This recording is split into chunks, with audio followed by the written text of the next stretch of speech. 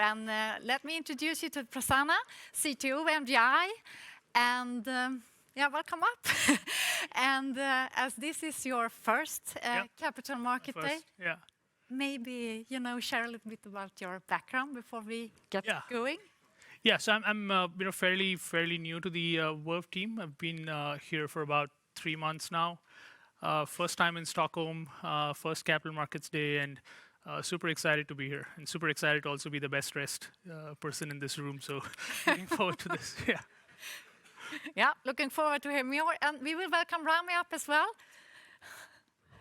Hi, Rami, and for you as well. This is your first Capital Market Day. Yes, it is. Yes, it is. Yeah. Great to be here. Great to be here. My background. I'm running the Audiences and Insights team here at Verve. We are responsible for the data for all of our business units, and it's a short way for me to come here because I live in Åbo. Yeah, not too far. That's close by, right? Yeah. Yeah. Okay, we will get going. So thank you. Thank you, Jesse. Yeah. Please. Good afternoon, everyone. Super excited to be here and new to the company, so I'm still learning a lot of things. But I have 8 to 9 years of my professional career has been in the ad tech space, so I understand the space well. But I'm loving the challenges that the Verve and MGI team is bringing to the table. We will talk about what is probably the hottest topic right now in advertising tech. Jeff and Jay and Ollie set very strong context on some of the challenges that we are going through as an ecosystem, and we'll recap some of that. But more importantly, we'll also spend some time talking about all the investments, all the effort, all the thinking that has happened within the MGI and the Verve team to continue to keep advertising relevant and non-intrusive with the new world of privacy that's coming in.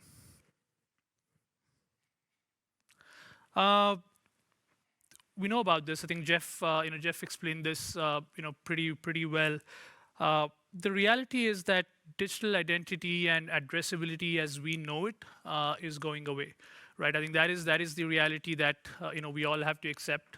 Being a part of the advertising industry, users, publishers, regulators, platforms, all of them are increasingly more aware, increasingly more cognizant of personal information. And the digital promise, which came in 2 decades back when open internet, came into advent, about, hey, we can actually deliver advertising in an extremely precise manner. We can have very strong feedback loops to measure what campaign is working and not working.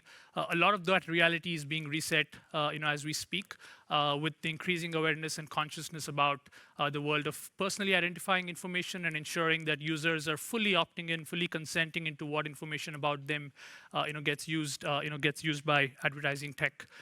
If Apple, and we spoke about Apple making a sweeping change in 2021 when they launched iOS 14.5, when they took away the concept of IDFAs and identifiers and made that fully opt-in. If Apple is any indication of the gravity of this problem, then we know that in the next 1 to 2 years, specifically in the world of web on Chrome and in the world of Android as well, we know that 70% of the users potentially will completely fade into the dark. And fading into the dark here means we will not be able to precisely identify and target 70% of the user base.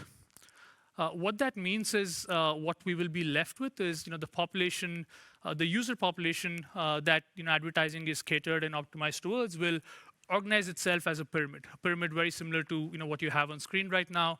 There will always be a minority of the population, maybe 15%, maybe 25%, who continues to opt in, who continues to be okay with their data being used for personalized advertising. And that population previously was close to 100%, right? So what was originally the entire pyramid is now shrinking and concentrating itself to the top, and it'll probably be a 15-20% of the market share, going forward. What is coming into existence and probably not relevant in the world until yesterday is the world of inferred identifiers and the world of completely anonymous users, right? So a lot of the solutions that companies like ourselves are investing and building historically and certainly in the future going forward is how do we continue to keep ad tech addressable for the middle and the bottom of the pyramid outside of augmenting what we already have for the top of the pyramid. The Verve Group has a very interesting interesting vantage point. We're one of the few non-walled gardens companies that operates across all screens. So if you look at what are the predominant screens that users today spend their time on, there's the mobile phone, there's the desktop or the web, and there is of course connected TV, which is becoming more and more important. And the Verve Group is one of those companies that kind of exists across all the screens that users spend any of their online time on. In addition to that, we also have the advantage of not just playing across screens, but also playing across the entire supply chain. We have seen in some of the previous slides about how convoluted and how complicated the ad tech supply chain can get. As the Verve Group, we have multiple shots at the same pie through the chain, and that allows us to significantly provide verticalized solutions that are not possible if you're specializing on one side of the marketplace. A lot of the companies that exist in the ad tech have chosen to specialize either on the advertiser side, on the publisher side, and as a strategy, the fact that we have presence across the supply chain puts us in a very uniquely advantageous situation. We will continue to address the top of the pyramid. The top of the pyramid is is where the entire world was yesterday. It's obviously shrinking, but we have advanced solutions to kind of target behaviorally where identifiers continue to exist. And while that might diminish, we will continue to invest and augment on the precision of those solutions. But what is really probably going to set us apart in the coming few years is the first three boxes that you see there, right? I think we're one of the few companies who've seen this coming. And while I'm 3 months old in the system, I take immense pride when I look back and see how the Verve Group has actually perceived some of the changes that are happening in the ecosystem and prepared ahead of the competition in providing solutions for the world of anonymous, for the world of ID-less.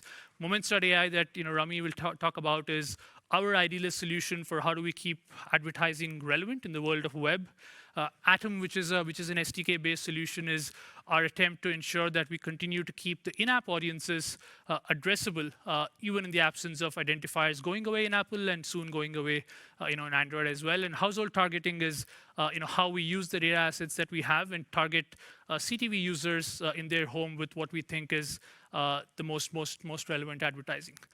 The interesting part of some of all of these products that we have is the Verve Group has grown inorganically significantly. A lot of additions have been added to the family over the last few years. The addressability suite that we have and that we will continue to build on provides off-the-shelf services for every future product that we build, every future company that we acquire. We will probably have one of the biggest data lakes out there with all the assets that we have that'll allow us to keep advertising relevant, not just for the products and companies that we have acquired so far, but potentially the investments going forward. What we want, end of the day, is we want the benefit of the collective union of everything that we have, right? We don't want to be in a situation where we have Smarto and Smarto uses Smarto data. We want to be in a situation where Smarto, through the data lake, gets value from all the data that we have, all the assets that we have as a company. We saw this. We saw a version of this slide earlier in the presentation. AI is great, but AI works when you have good data, when you have high quality data, when you have unique data that we believe a lot of our competitors don't have. And at the heart of some of the research and development efforts that my team will be looking at over the next 6 to 12 months is how do we get an interesting or an advanced understanding of privacy-enhancing technologies? Right? It's called pets. There's a lot of development in the world of pets in the last 12 months, and how does it apply to advertising? Clean rooms, secure multi-party compute, homomorphic encryptions. How do we use all of that to ensure that we continue to keep our partners' data safe, but at the same time allow them to deliver highly effective ROAS and highly effective campaigns? Edge computing is a big part of our strategy. The best way to keep user data safe is to actually not transmit it outside of the device that the user already controls, right? So how we are investing significantly into ensuring that we have on-device solutions. We already have a great SDK distribution and presence across 20,000 apps that exist in the app ecosystem. How do we augment that with solutions that are able to draw inferences about the user on the device without having to transmit PII information outside? And then how do we use all of that back into serving what we think is the best, most relevant advertiser, most relevant campaign for the user. AI is it's a key part of a strategy. We have been massively amping up on our investments in this field of AI. We are working with some of the cloud partners that we already have deep relationships with, Amazon, Google, using some of their machine learning platform and AI capabilities. And again, how do we use all the assets that we have, through our owned and operated systems, the assets that we have gathered over a period of time through acquisitions, the first-party data that we get access to both on the supply and demand side, because remember, we operate an SSP and we operate a DSP, and then how do we allow AI to eventually make the best decisions for the user? It's a key part of what we're trying to do. I will be handing it over to Rami for the second part of the presentations.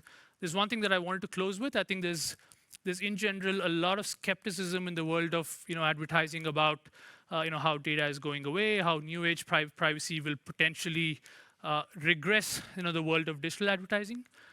At the Verve Group, we are actually very excited about it, right? And we've been excited about it because we have seen this coming. A lot of the acquisitions that we have done, a lot of the investments that we have done in the last 2 years is catered to the world that will be born going forward. So the world is skeptical, but we are super excited about the portfolio of solutions that we have that will allow us to keep advertising relevant for the publisher, for the user, and the advertiser. Thank you, and over to you, Rami. Thank you, Prasanna. Thank you so much.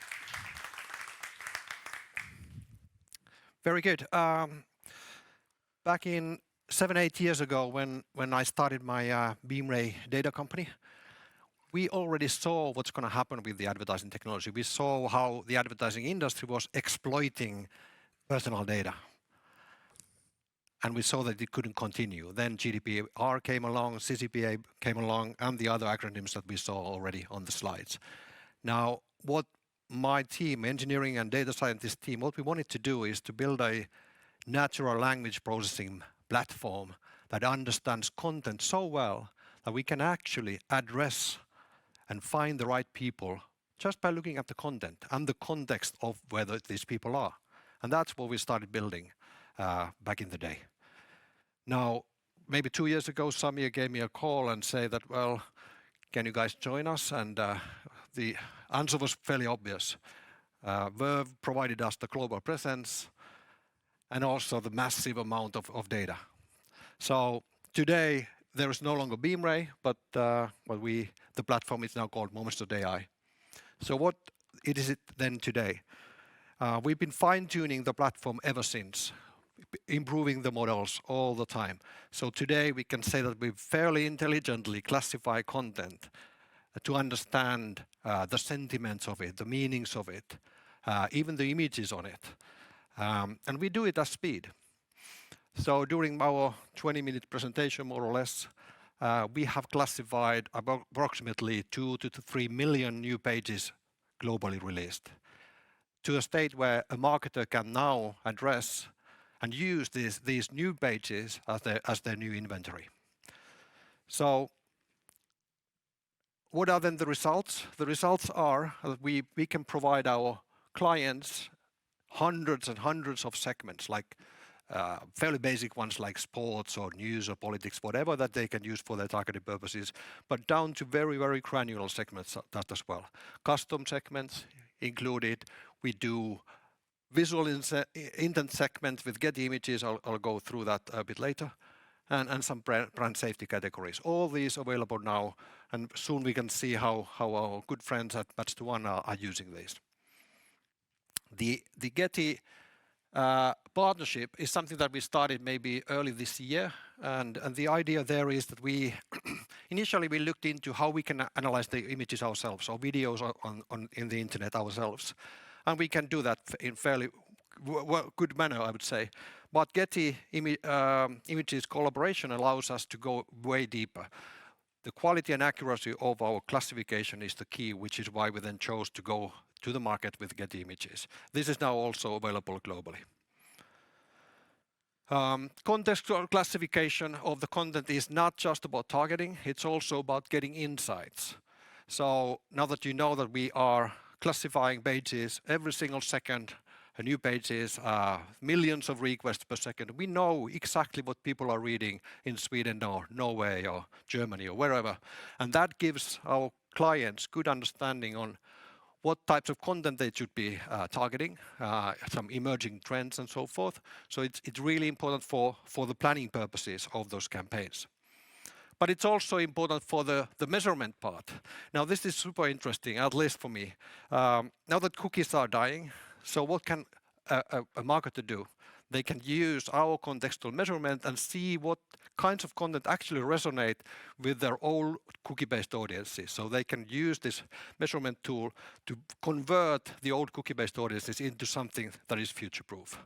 We can also obviously do other things like verify the brand safety vendors and whatsoever with this measurement tool. Now, then what about results? Let's have a look at the results from first from the technology perspective. So what we have found out during these years is that roughly 70% of all pages that people are reading today have been released during the past 24 hours. So in other words, the pages are very, very new.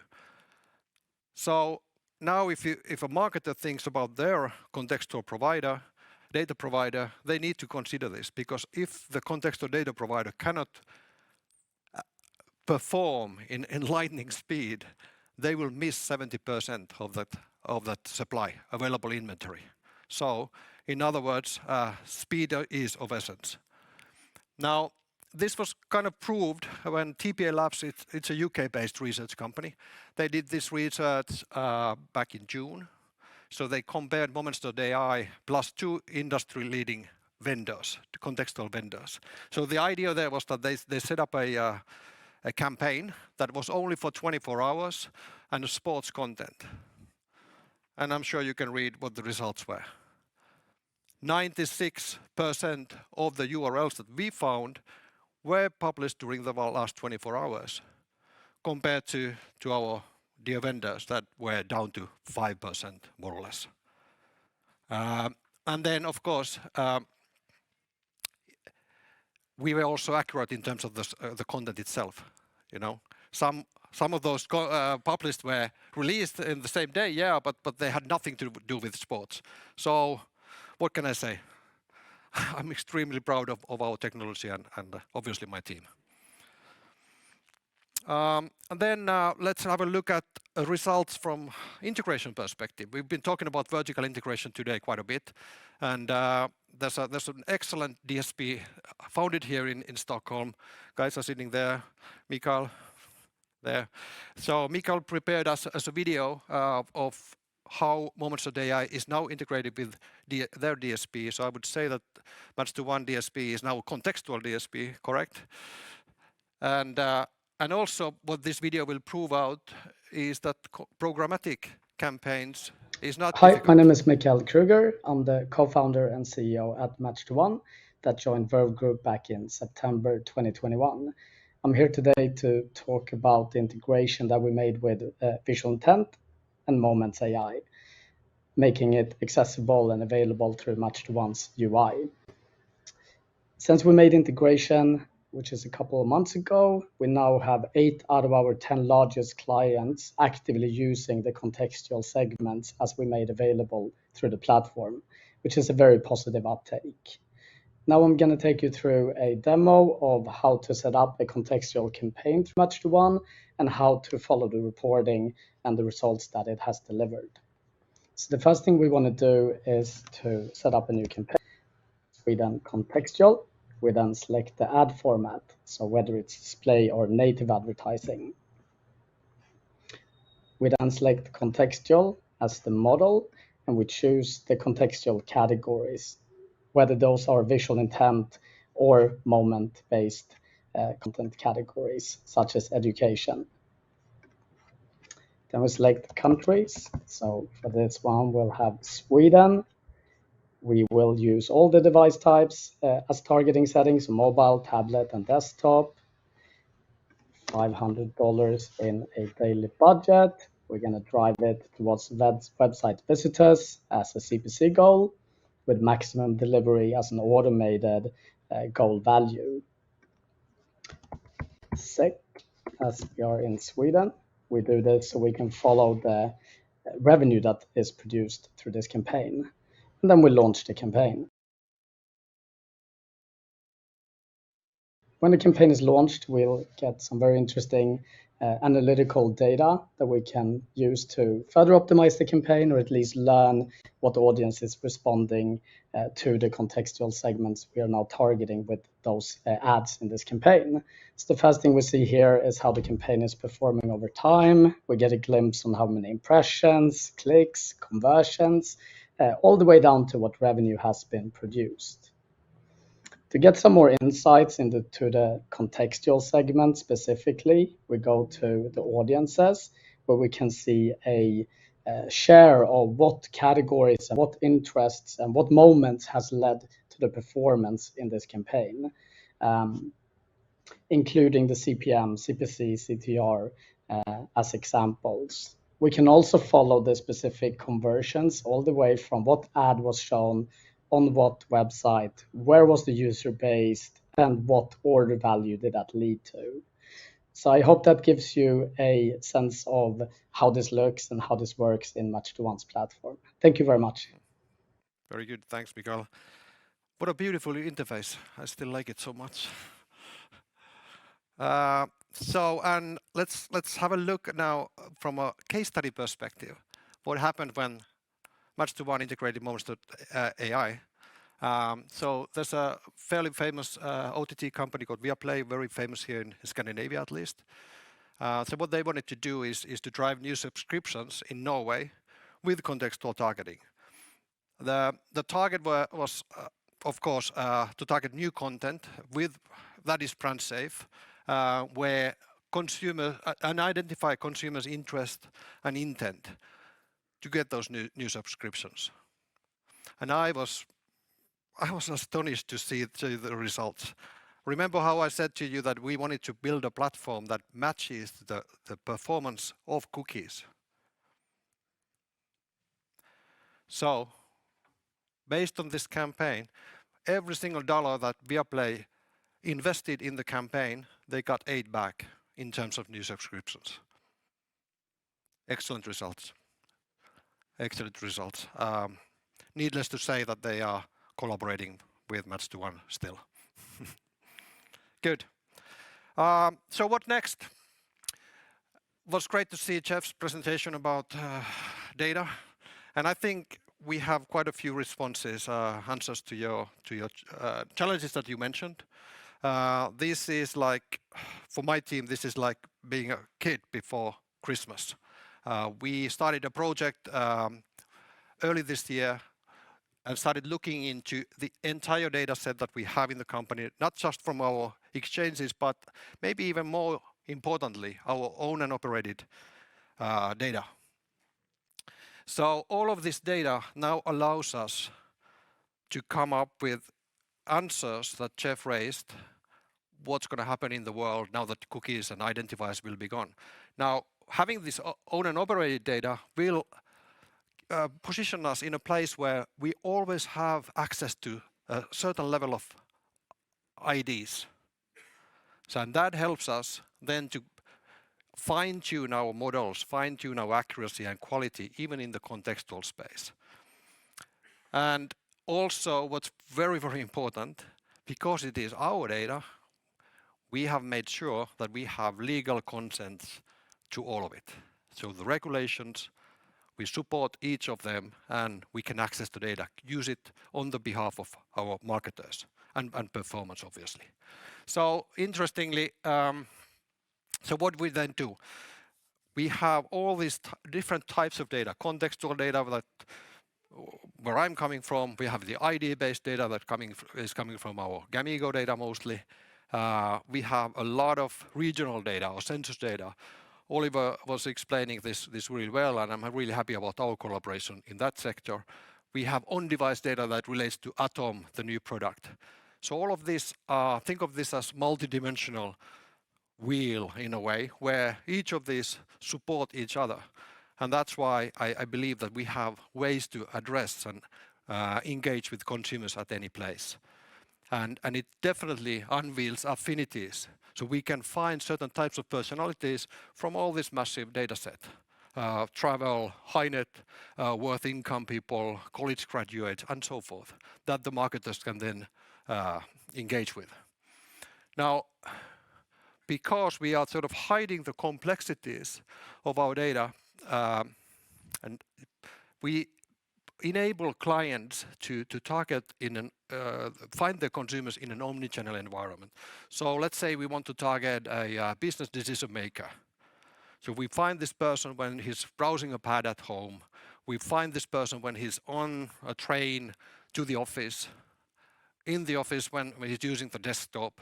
Maybe in the afternoon he passes by a digital out-of-home screen. We find him again. And later in the evening in the CTV environment. All of this with or without IDs, but we have the capabilities to find such a person all the time. So to summarize, what data products we have today, the Moments.AI, including the visual intent for contextual targeting, Atom, which is kind of Moments.AI, the contextual thing, but in a behavioral manner, but anonymous still, because we can follow the patterns of the user, behavioral patterns. We have the ID-based audiences coming mostly from the Gamigo datasets. And then we obviously do a lot of insights to improve our own optimization processes and to give those insights to our clients. And how the Verve Group makes money, the revenues with this, basically three things: curated packages, exclusive brand safe private market packages that we can sell as deals to DSPs, marketers, agencies out there. We do managed services, which is basically in-house expert-led services where our experts are managing the campaigns on behalf of the client. And then thirdly, we're also adding value to our SSP signals. So when we are enriching those bid requests with our data sets so that we provide more value coming from our SSPs. And this obviously in an omnichannel environment. That's about it. Thank you for following this. Thank you.